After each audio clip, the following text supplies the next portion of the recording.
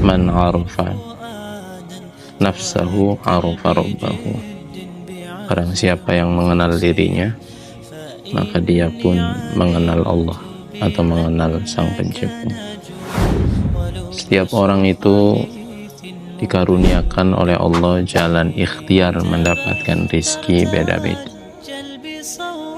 Ada yang jadi pedagang, ada yang jadi petani, ada yang jadi peternak, ada yang mengajar, pebisnis, dan lain sebagainya. Allah Subhanahu wa Ta'ala memberikan petunjuk bagi hambanya yang mau berikhtiar, sehingga ikhtiar itu nanti menjadi makom dia, menjadikan wasilah dia mendapatkan rizki. Setelah kita mengetahui dari mana kita mendapatkan rizki, contohnya kita tahu nih, kita dapat rizki dari dagang, maka sungguh-sungguh ikhtiar dagang itu dengan baik. Kita dapat rizki dari peternakan, sadar diri rizki kita berasal dari sebab peternakan, maka sungguh-sungguh menjaga peternakan. Begitupun bertani dan lain sebagainya, disungguh-sungguhi. Karena bersungguh-sungguh dalam ikhtiar mendapatkan rizki itu bagian daripada perintah Allah. Meskipun hakikat rizki itu sudah ditentukan takarannya oleh Allah, tapi yang dilihat untuk kita sebagai seorang hamba itu bukan takaran rizki, tapi sejauh mana kita bersungguh-sungguh ikhtiar dalam menjemput rizki, maka itu nanti akan menjadi nilai pahala di mata Allah. Kemudian selanjutnya, setelah kita mengetahui makom rizki kita, wasilahnya ada di mana, maka kita jangan lupa dengan identitas kita yang sebenarnya. Apa identitas kita?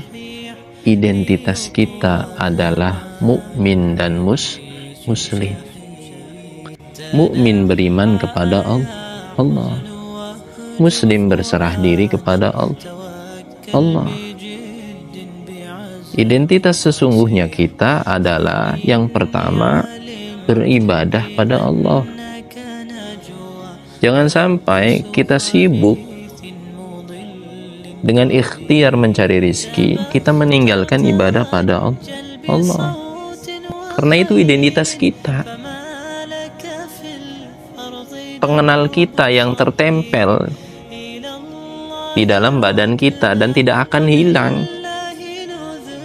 Dan justru kalau hilang itu akan menjadi bahaya. Nanti dikategorikan menjadi orang kafir, naudzubillah, bukan muslim lagi. Kemudian selanjutnya, termasuk duduk-duduk di majelis ilmu, menghafal Quran, membaca Al-Quran, mentadaburi Al-Quran, itu juga bagian daripada identitas kita.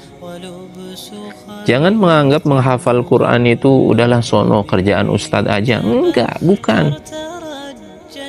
Ya, jangan menganggap mentadaburi Al-Quran itu untuk para kiai alim ulama saja. Enggak, bukan. Tapi kita sebagai muslim dan sebagai mukmin. Jadi suatu saat nanti ketika kalian diuji sibuk dengan ikhtiar mencari rizki, jangan tinggalkan ini majelis ilmu. Karena itu identitas yang melekat di dalam diri seorang muslim.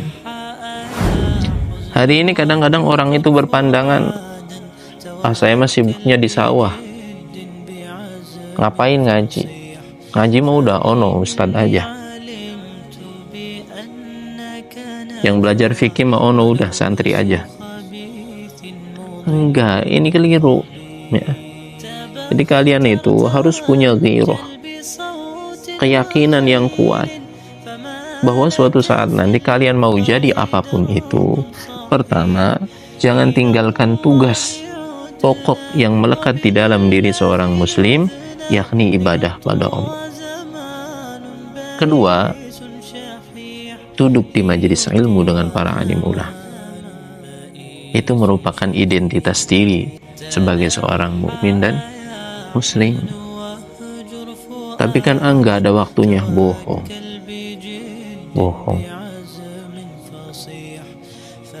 Sesibuk apapun kalian dalam urusan duniawi, ya, pasti Allah Subhanahu wa ta'ala memberikan waktu untuk kalian amalia ukhrawi. Kenapa demikian? Karena kasih sayangnya Allah kepada kalian supaya kalian juga mendapatkan bagian surga. Tetapi kenapa hari ini nggak ada waktu seakan-akan untuk amalia ukhrawi? Karena kalian nggak mau. Itu orang itu bukannya nggak ada waktu sholat, enggak, tapi mereka sebenarnya nggak mau sholat atau terkena penyakit kaslan, malas, karena terbiasa meninggalkan sholat, terbiasa nggak duduk di majelis ilmu. Hidup itu harus balance, ya. Ukhrawi ini perlu, bahkan ini yang paling utama. Sesibuk-sibuknya kita dalam urusan duniawi, harus ada waktu yang teratur untuk urusan ukhrawi. Waktu sholat jamaah, waktu duduk di majelis ilmu, waktu amalan infiradi lainnya, tahajud dan duha. Kalau waktu ukhrawi ini tidak dihandle dengan sebaik-baiknya, apa kata para alim ulama? Waktu yang tidak terorganisir dalam kebaikan akan dikalahkan oleh kejahilan, akan dikalahkan oleh kemaksiatan, akan dikalahkan oleh kesia-siaan. Ya, jadi jangan anggap kecil, ya, majelis-majelis seperti ini yang membahas tentang kebesaran Allah, yang membahas betapa pentingnya amal ukhrawi, sehingga kalian malas datang ke sini. Jangan. Karena justru majelis seperti ini yang sangat jarang sekali di akhir zaman ini.